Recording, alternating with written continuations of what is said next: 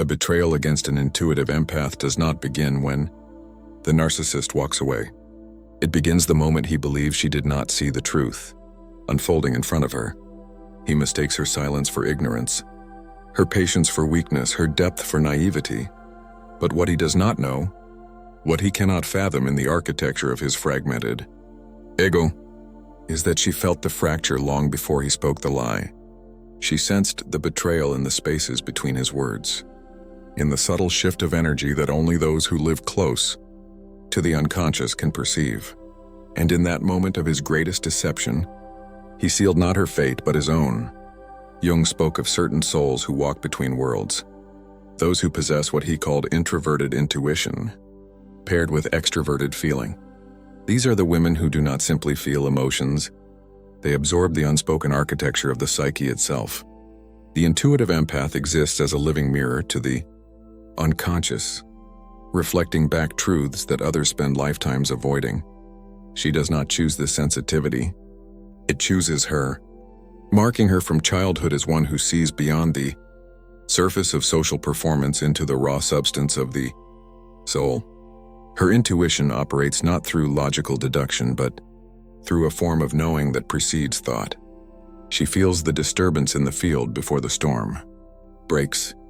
She reads the micro-expressions that flash across a face for a fraction of a second, the ones that reveal what the conscious mind works desperately to conceal. She absorbs the shadow projections of those around her. Often without realizing, she has become a container for their unintegrated darkness. This makes her both powerful and vulnerable in ways that conventional psychology struggles to name. The narcissist encounters this woman and something in him recognizes what she carries, not consciously, for his consciousness is far too defended for such recognition. But in the hungry depths of his undeveloped psyche, he senses that she possesses something he lost long ago or perhaps never had. What he does not yet understand is that she also sees him with the same devastating clarity with which she sees everything else. She sees him before he has learned to see himself, and this will become the foundation of his undoing. When the narcissist first approaches the intuitive empath, he is not seeking love in any form that resembles genuine connection. He is seeking a very specific type of psychological supply, one that only a deeply feeling, highly perceptive woman can provide. He needs her warmth because his inner world is a landscape of frost and fragmentation. He needs her attention because his sense of self exists only in the reflection he sees in another's eyes. He needs her empathy because it temporarily fills the void where his own capacity for authentic feeling should reside. Jung described the narcissist as someone whose ego and persona have become fused, creating a rigid structure that defends against the vulnerable self beneath. The intuitive empath, in her natural state of openness and emotional fluidity, becomes the opposite of everything he has constructed. She is real where he is performed. She is deep where he is shallow. She is connected to the unconscious currents of life while he has barricaded himself behind walls of grandiosity and control. He projects onto her what Jung called the anima, the idealized feminine that exists in his psyche as an archetype he can neither integrate nor release. She becomes not a person but a function, a psychological resource to be consumed. He drinks from her emotional depth the way a man dying of thirst drinks from a well, never considering that wells can run dry or that the woman providing this sustenance is a living being with needs of her own. In his internal narrative, she exists to serve his ego's endless hunger for validation, and he interprets her empathy as evidence of his own specialness rather than as the gift of her nature. But there is something he has not accounted for in this equation. The very qualities that drew him to her, her intuition, her sensitivity, her capacity to see into the hidden spaces of the psyche. These are the same qualities that will eventually reveal him to himself in ways he cannot tolerate. She is not the passive supply source he believes her to be. She is a seer, and seers are dangerous to those who live behind masks. The narcissist operates from a fundamental misunderstanding about the nature of empathy and intuition. He confuses her softness with weakness, her patience with passivity, her silence with absence of perception, because he himself uses emotion strategically, performing feelings he does not actually experience in order to manipulate outcomes. He assumes she must be doing the same, because he constructs elaborate facades to hide his true nature. He cannot conceive that she might be someone who has no need for such deception.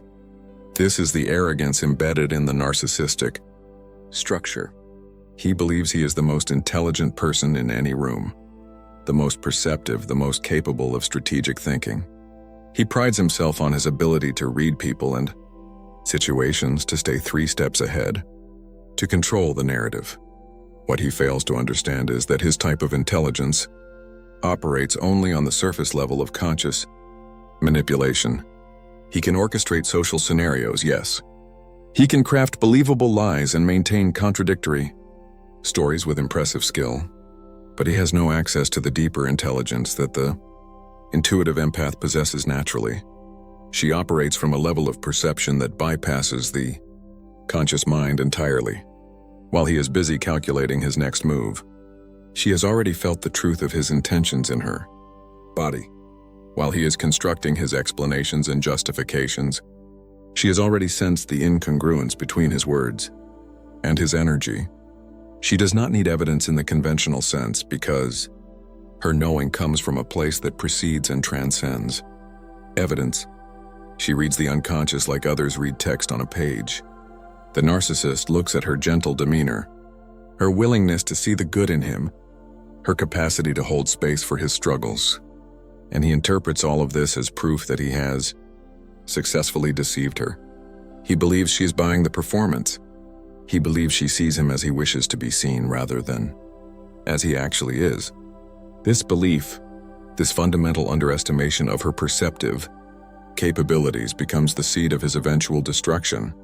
He does not realize that her kindness is not ignorance, her compassion is not blindness, and her silence is not agreement.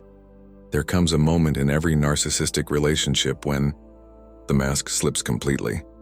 It might happen gradually or all at once, but there is always a moment when the betrayal moves from subtext into undeniable reality. Perhaps he is caught in a lie that cannot be explained away. Perhaps the triangulation becomes so obvious that even his gaslighting cannot obscure it.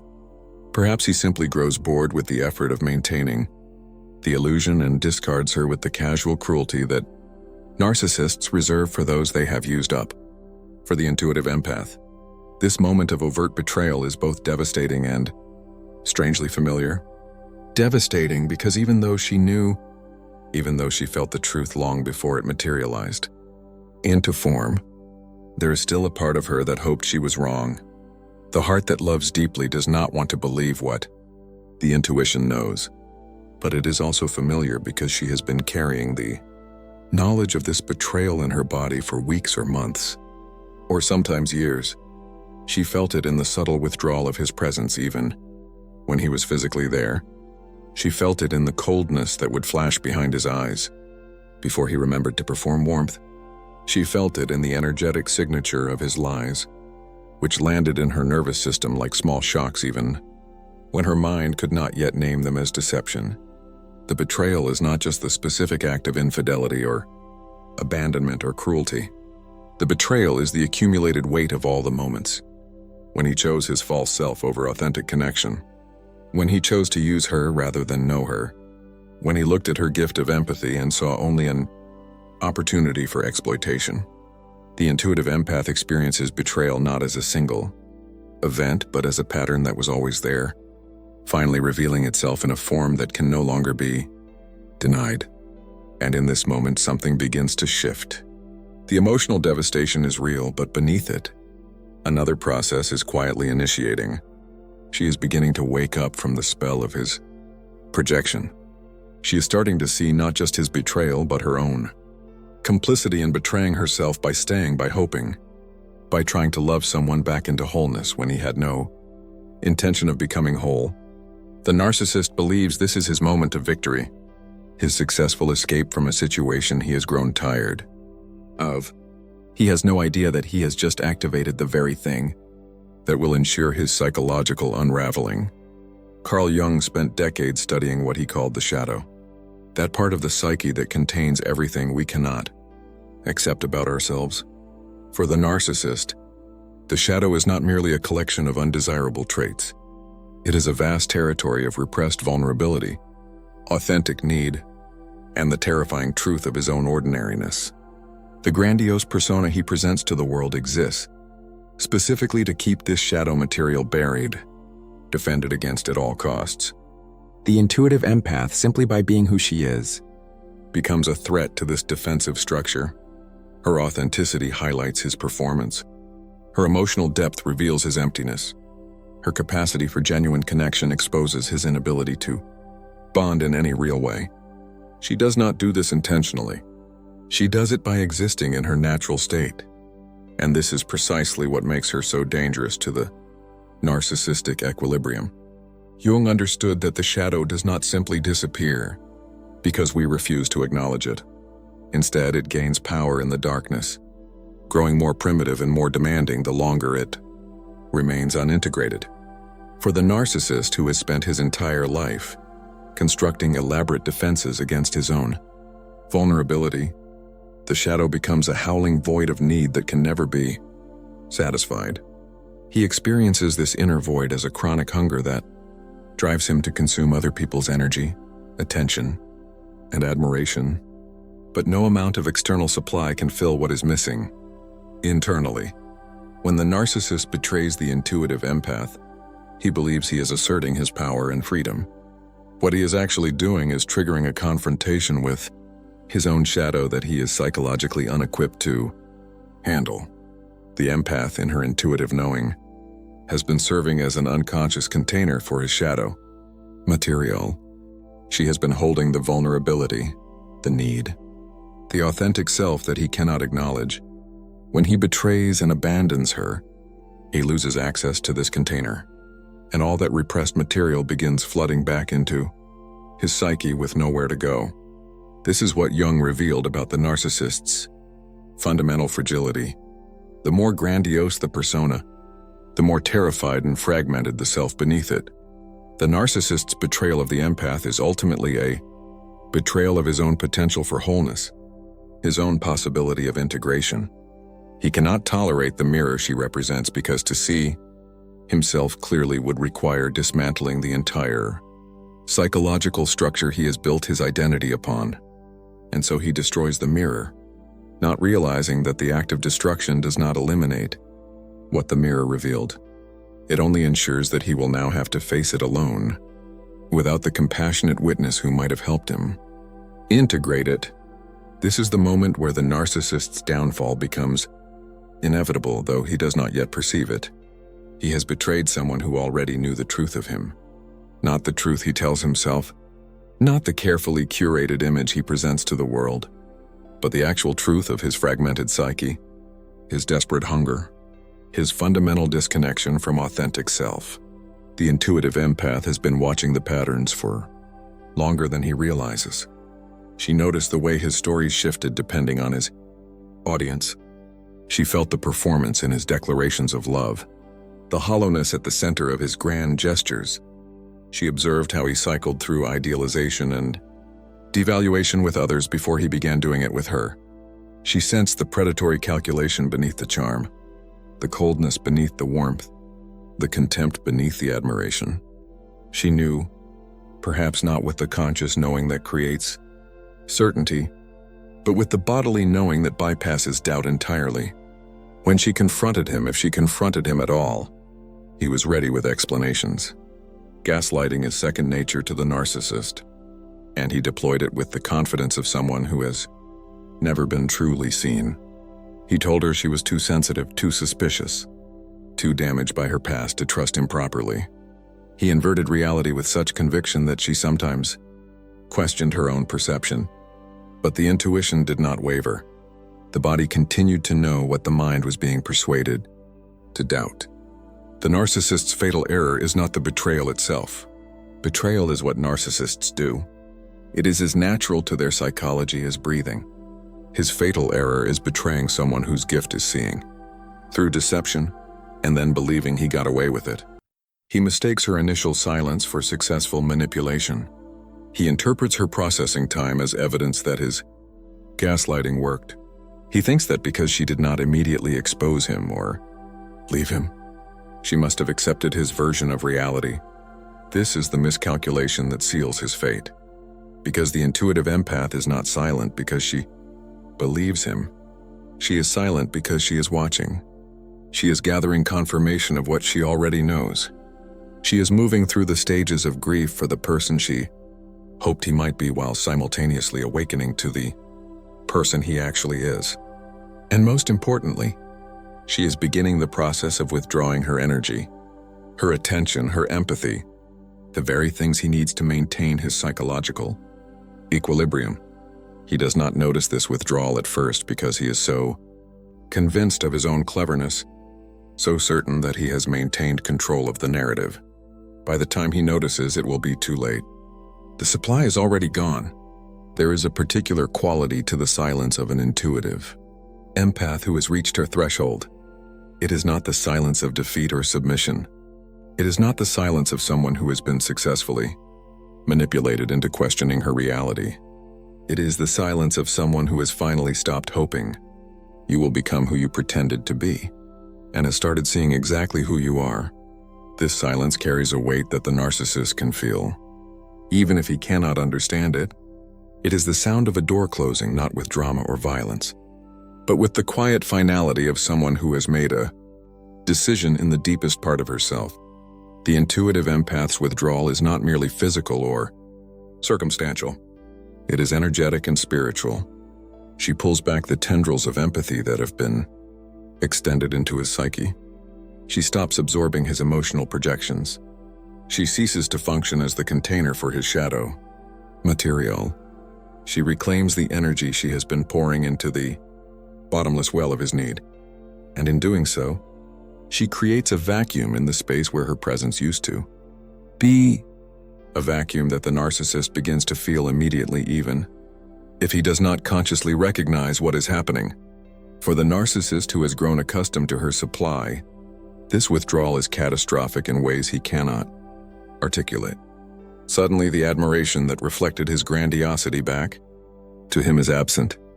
The empathy that soothed his inner void is gone. The attention that confirmed his specialness has been redirected elsewhere. He finds himself staring into a mirror that no longer shows him the image he needs to see, and instead reflects back only the emptiness of his own construction. This is when the narcissist typically attempts to reassert control. He may return with apologies that sound convincing but carry no genuine remorse. He may deploy hoovering techniques, love-bombing her as intensely as he did in the beginning, trying to recreate the conditions that initially secured her attention. He may attempt to provoke her through cruelty or by parading new supply, hoping to trigger a jealous response that would confirm she still cares. But the intuitive empath who has reached this point of clarity does not respond in the ways he expects or needs. She has entered what Jung might call a period of active withdrawal from projection. She is no longer seeing him through the lens of potential or hope. She is seeing him as he is, and with that clear seeing comes a form of compassion that has nothing to do with reconciliation. She can understand his woundedness without needing to fix it. She can recognize his pain without taking responsibility for it. She can acknowledge that he is suffering without believing she should sacrifice herself to alleviate his suffering. And in this spacious boundaried awareness, she becomes untouchable to his manipulations in a way she never was before. What follows is the slow or sometimes rapid collapse of the narcissistic structure. Without the specific type of supply that the intuitive empath provided, the narcissist finds himself in a psychological crisis he is not equipped to navigate. Other sources of supply exist, certainly. He will find new people to idealize and devalue, new mirrors to reflect his constructed self, but none of them will be quite right. None of them will provide the particular quality of deep seeing mixed with compassionate holding that the intuitive empath offered, the very thing he betrayed and threw away. The narcissist begins to realize, in whatever limited capacity for self-reflection he possesses that he has lost something irreplaceable. Not because the empath herself was irreplaceable as a person, though she was, but because what she represented. Authentic connection to the unconscious, genuine empathy, real presence, is something his psychology can recognize as valuable even if it cannot integrate it. He feels her absence like a phantom limb, reaching for supply that is no longer there. This is when the obsession often begins. The narcissist, who may have discarded the empath with casual cruelty, now finds himself unable to stop thinking about her. He checks her social media compulsively. He asks mutual friends about her. He creates excuses to contact her. He cycles through rage at her for leaving, self-pity about his loss, and renewed attempts at manipulation. But beneath all of this is something deeper and more destabilizing: the slow creeping awareness that he destroyed the best thing that ever happened to him, not because he wanted to, but because his psychology gave him no other choice. Jung wrote about what happens when the ego's defenses fail and shadow material floods consciousness. For the integrated person, this can be the beginning of transformation. For the narcissist, it is simply dissolution. He does not have the internal structure to contain and process the feelings that arise when he loses access to the empath supply. He cannot sit with remorse because remorse requires acknowledging that he did something wrong, which would shatter his defensive need to see himself as special and above reproach. He cannot grieve the relationship authentically because that would require admitting he had something to lose, which contradicts his narrative of independence and superiority. Instead, he flails between grandiosity and collapse, between insisting he never cared and desperately trying to win her back, between creating new supply sources and finding them all inadequate compared to what he had. His internal world becomes increasingly chaotic as the carefully maintained persona begins to crack under the weight of unprocessed emotion and unmet need. He may experience what appears to be a narcissistic collapse, periods of depression or anxiety or rage that feel overwhelming precisely because he has no practice in actually feeling and integrating difficult emotions. And through all of this, he remains fundamentally unable to understand what actually happened. He cannot grasp that the woman he betrayed was not weak or naive or easily fooled. He cannot comprehend that she saw him completely and chose to offer compassion anyway, and that his betrayal was not a clever escape but a profound waste of grace. He cannot recognize that her silence was not defeat but sovereignty, not ignorance but wisdom. He betrayed someone who already knew, and in doing so, he ensured that when she walked away, she would walk away completely, taking with her the one thing he needed most and could never create for himself. While the narcissist spirals in the aftermath of his own betrayal, the intuitive empath undergoes a different process entirely. The pain of the betrayal is real and should not be minimized. She moves through grief, rage, confusion, and the particular anguish of having offered love to someone who could only consume it. But beneath this pain, another process is unfolding, one that Jung would recognize as individuation. The empath begins to reclaim the energy she has been directing outward. She turns her powerful intuition back toward herself, examining not just what was done to her, but how she participated in her own diminishment. This is not self-blame. It is self-knowledge. She begins to see the patterns that led her into the relationship, perhaps recognizing echoes of earlier wounds, childhood dynamics, or learned beliefs about love and worth that made her vulnerable to narcissistic manipulation. As she withdraws her projections from the narcissist, she stops seeing him as the powerful figure he presented himself to be and begins to recognize him as what he actually is: a deeply wounded person whose psychology froze at an early developmental stage, leaving him incapable of the kind of growth and connection she naturally assumed all humans desired. This recognition brings both sadness and liberation. Sadness for the relationship that never actually existed, except in her hopeful imagination. Liberation from the exhausting effort of trying to love someone into wholeness who has no intention of becoming whole. Her intuition, which has always been powerful, becomes even more refined through this experience. She learns to distinguish between genuine connection and performance, between authentic vulnerability and strategic disclosure, between real remorse and manipulative apology. She develops what Jung called differentiation of the self, a clearer boundary between her own feelings and the emotional projections of others. She stops automatically absorbing other people's pain and starts asking whether that pain is hers to carry. Most importantly, she begins to direct her considerable empathy toward herself. The intuitive empath often extends to others a quality of compassion and understanding that she has never offered her own wounds.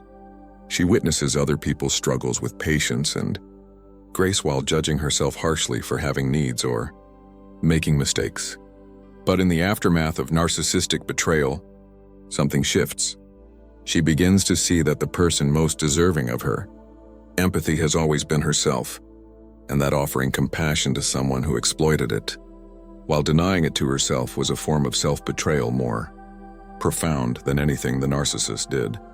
This is the beginning of her resurrection, not as the woman she was before the narcissist, but as a woman who has descended into her own underworld, confronted her shadow, and emerged with a fiercer, clearer understanding of her worth and her boundaries. She is still sensitive, still intuitive, still capable of deep feeling and connection, but now these qualities are protected by wisdom, tempered by experience, and directed with discernment.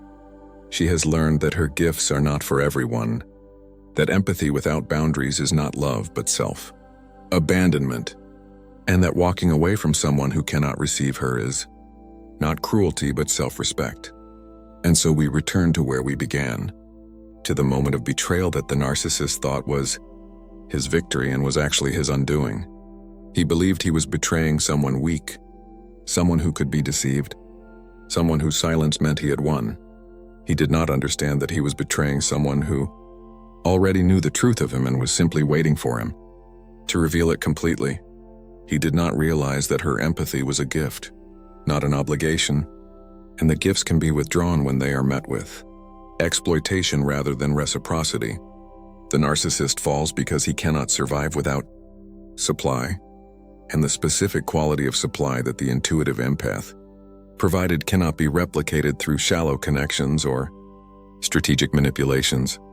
He falls because the structure of his psychology is inherently unstable, requiring constant external validation to maintain the illusion of his grandiosity. He falls because he betrayed the one person who saw his shadow and was willing to hold space for his wholeness. And without that witnessing presence, he is left alone with the fragmented pieces of himself that he has spent his life running from.